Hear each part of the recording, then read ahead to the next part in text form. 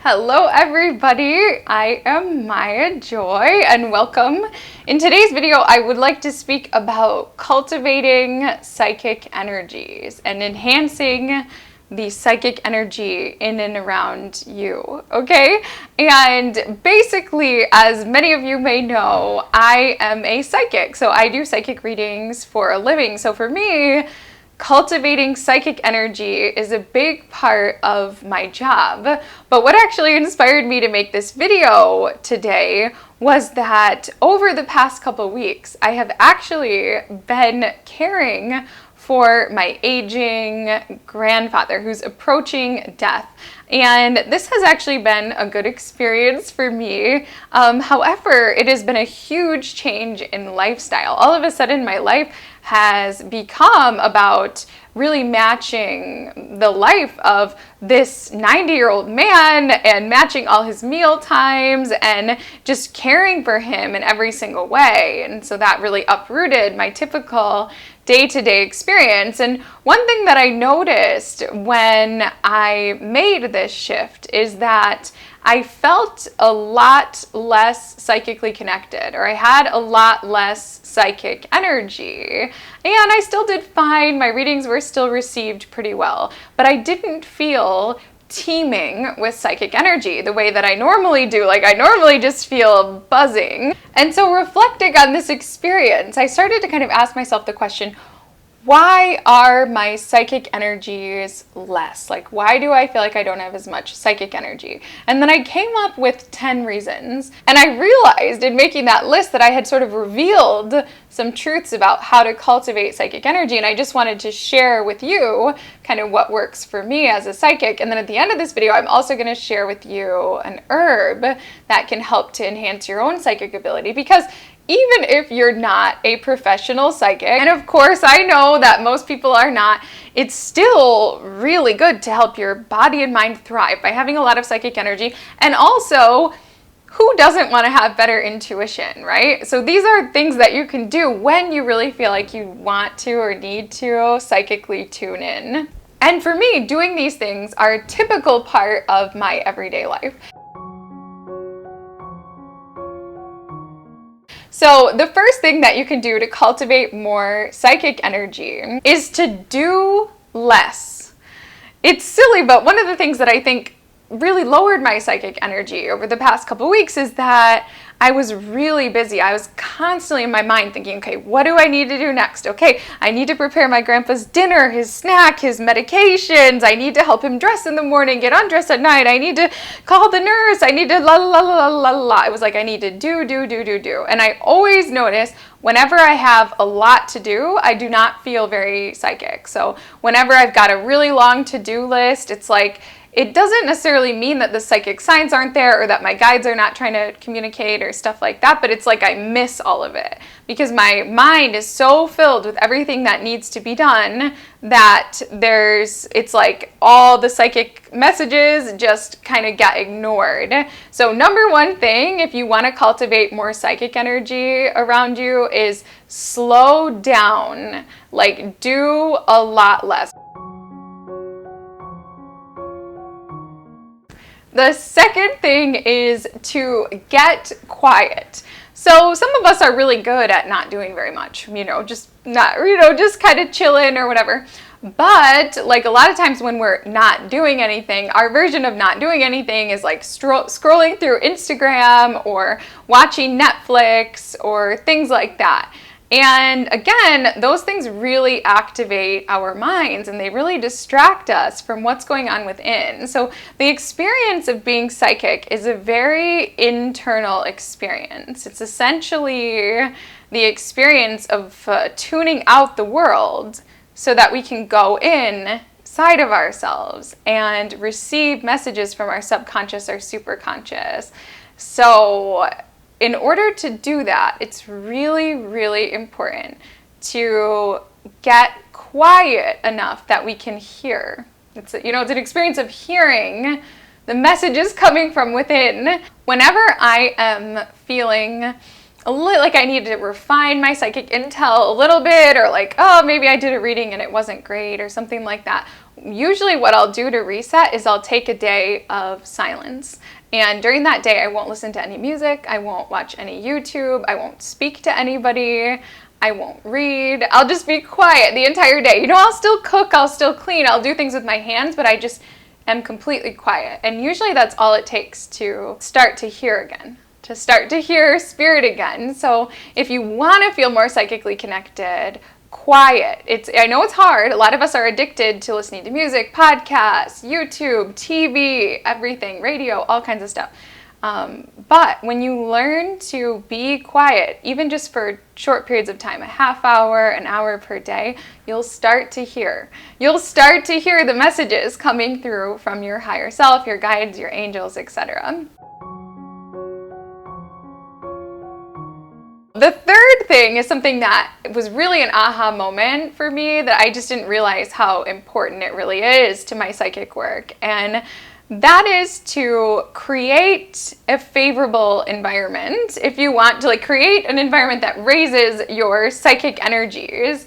And I think that this was one of the biggest things for me while caring for my grandpa recently, is I always create a space, like a workspace, that's very, very empty. My intention is that there's almost no outside energies that are going to be inhabiting that space, that it's really just me. And so when it comes to creating my workspace, I like to basically just have a desk, just have a chair, and that's basically it, because I don't want around me any furniture that carries energies. I don't want any electronic things that carry energies. I don't have anything electronic in my office at all. I don't even have a lamp. I have nothing at all, except for what I use for my readings. And when I was at my grandfather's, I was surrounded by all this stuff. I'm all of a sudden working in a room with just tons and tons of antiques and artifacts, and there's all this energy around. And that can be something that really detracts from the experience of receiving clear psychic messages. Everything is energy. We all know that, right? But it's true. Everything is energy. Everything carries a vibration. And so if you've got a ton of junk around you, especially, then it's going to be harder to feel like your psychic energy can fill the space, because it's going to be competing with all the sort of psychic energy of everything else that's around you. I clear especially my workspace with sage really often. For a while, I didn't really believe in sage or things before I had tried it myself. I just thought, okay, that's just kind of a weird thing that sort of pagans or woo-woo people use. But then I started using sage myself, and it was I could feel the difference. I could feel the clarity of the room after I used it. And nowadays, anybody who's in my life is an empath. Everyone that I connect with is an empath. And it's funny, because whenever any of my friends come to my house or anything, the first thing that they always say, they're also sensitive to energy, and they always say, oh my gosh, the energy in here is so light, it's so high, it feels like a church or a temple or something like that. And I think the reason why is because I clear with sage so much. But I didn't want to do that at my grandpa's, because he's so close to death. I didn't want to trigger anything with all the smoke and stuff like that in his house. So create the environment. And that brings me to point number 4. Create beauty around you. You want to almost feel like you're in an alternate dimension, or you want to feel like you're in a higher dimension, or create a higher dimensional space around you. And one way to do that is to create a space that you find beautiful. So that's going to be different for everyone.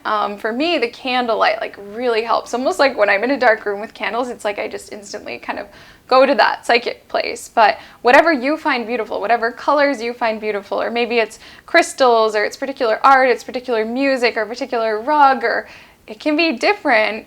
But it really, really helps if you feel like you're in a place that's filled with spiritual beauty for you. That will help you to psychically connect. I think often the things that we're very, very drawn to are often things that we may not realize it, but these are things that relate to our soul's journey in some way, or relate to our past lives or things like that. So if you surround yourself with those sorts of things, oftentimes that will help to cultivate a psychic energy, or it will help you to become more comfortable connecting psychically.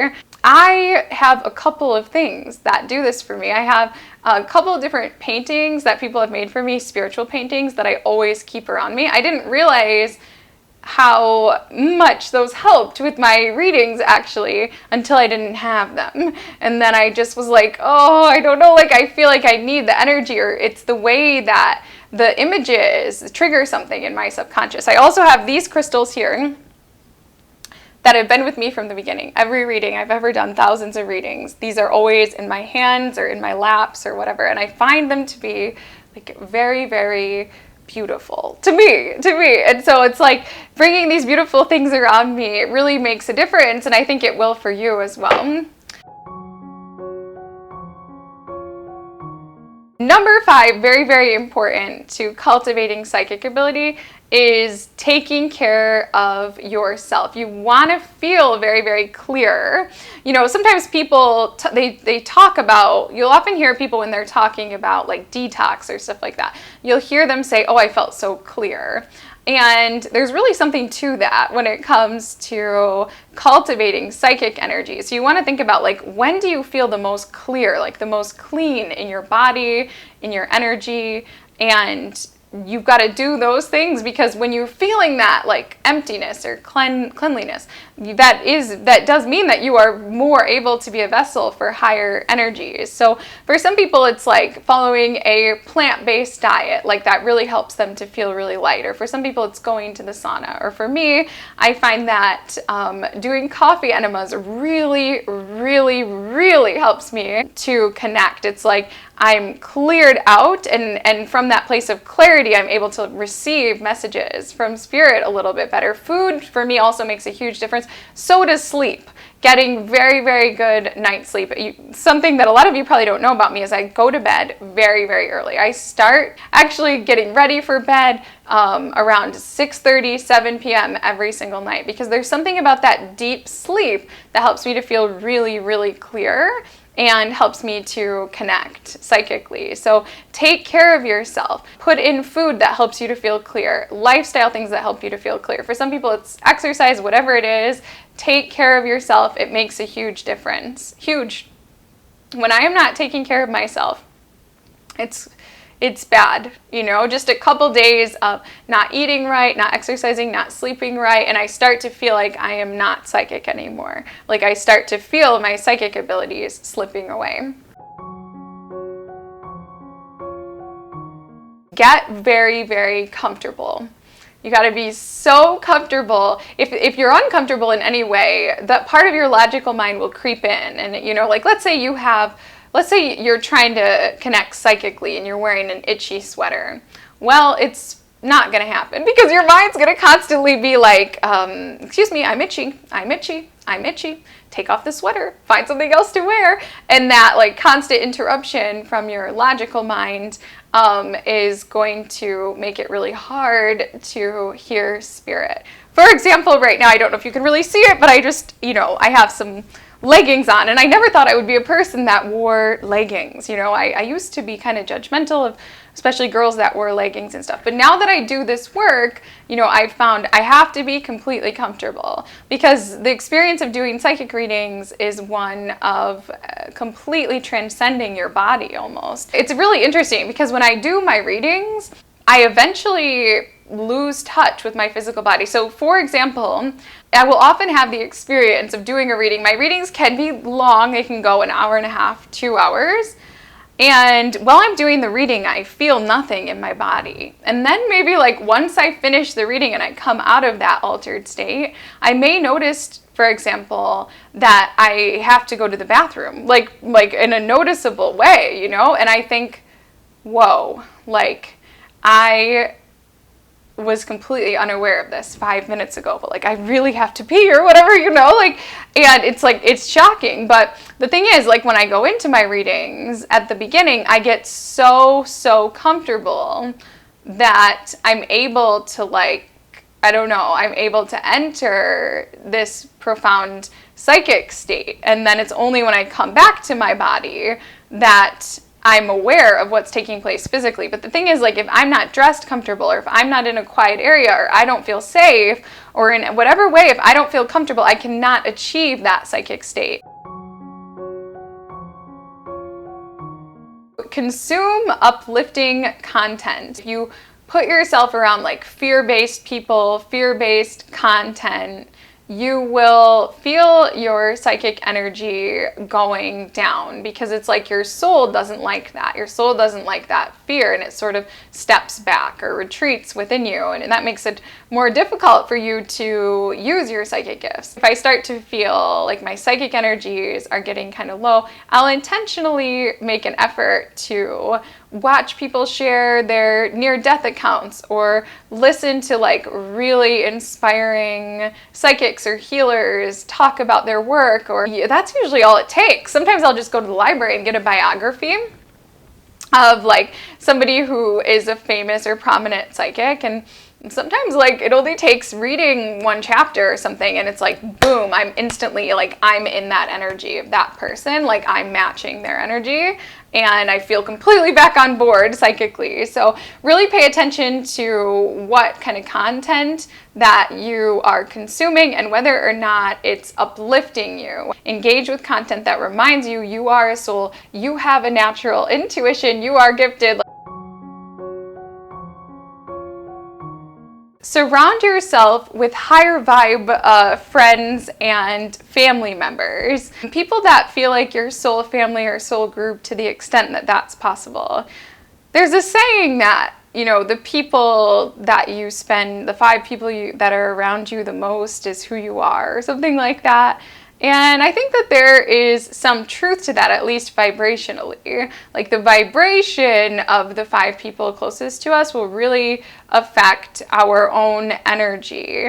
And so if you want to feel really psychically tuned in, it's a good idea to surround yourself with other people that are psychically tuned in as well. And on the flip side, if you're around people who like don't believe in the soul, don't believe in true love, or like they don't feel like they're a soul having a human experience, but they feel like they're just, you know, a human walking through the drudgery of life, if you surround yourself with people like that, it's gonna rub off, like at least vibrationally, and it's gonna make it harder for you to trust the messages that you're getting from spirit. So really surround yourself with people who emanate a certain psychic energy or spiritual energy, and that will help you to cultivate that energy within yourself as well. And even if you don't know people like that in real life, maybe think like, okay, who are the top 5 YouTubers that I watch, or something like that, and like, are they emanating that psychic energy? Because if you're consuming their content a lot, then it's going to influence you. And so if you get around those people that just like believe in miracles, like believe that we are always connected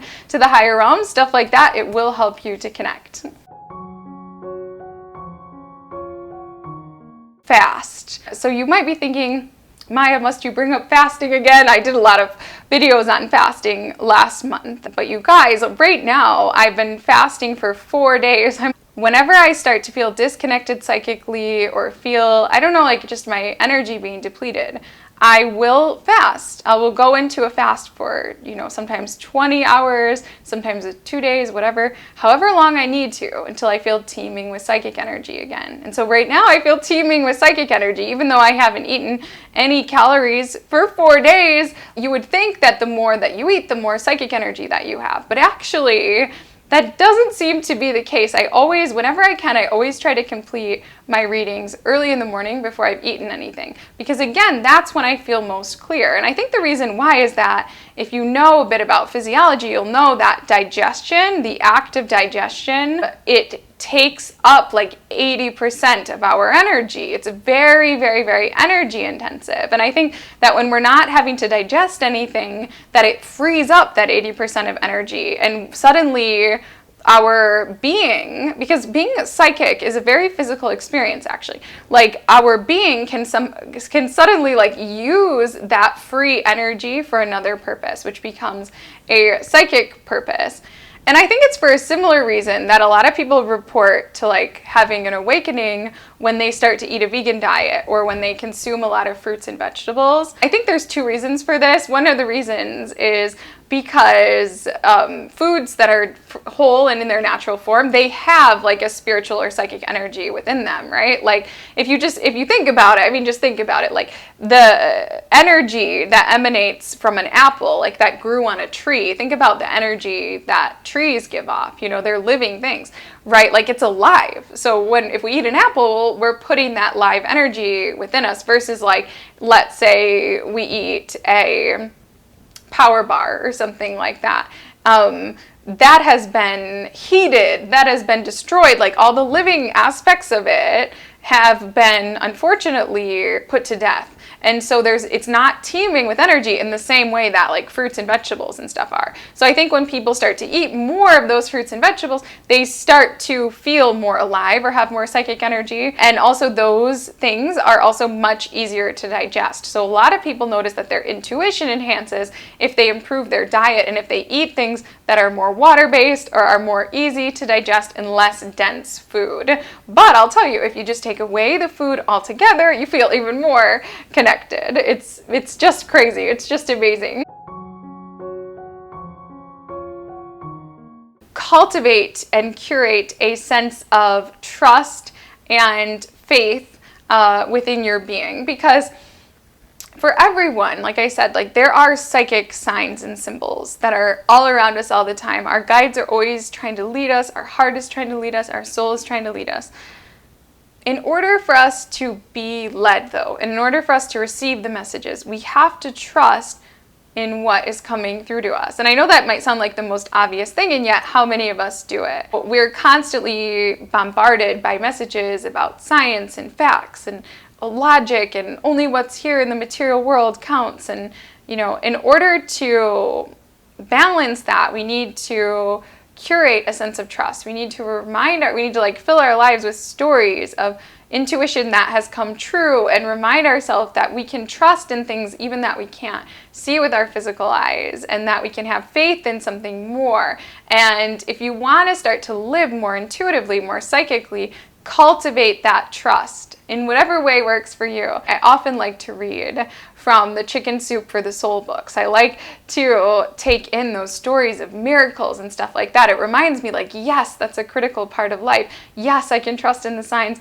Stuff like that. I like to listen to things that have similar messages to that, because it's true. Like there is something more guiding us. There is something invisible guiding us. There's loving beings guiding us and things like that. But if we don't consciously remind ourselves, it can be so easy to fall into like the predominant mindset and start to really doubt these profound inner experiences that we're having. So cultivate that space of faith and trust in your intuition. Remind yourself, yes, I am a being who has a higher sense of things. Yes, I have a great intuition, etc.